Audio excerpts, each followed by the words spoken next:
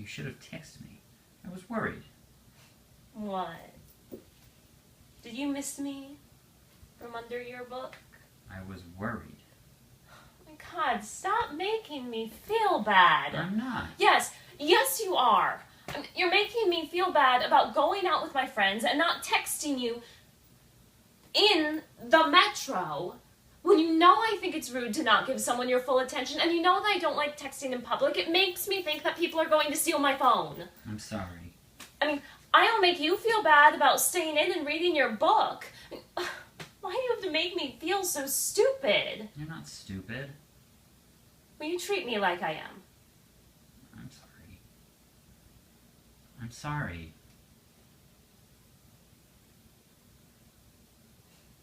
It's fine. Is it? It's whatever, Mac.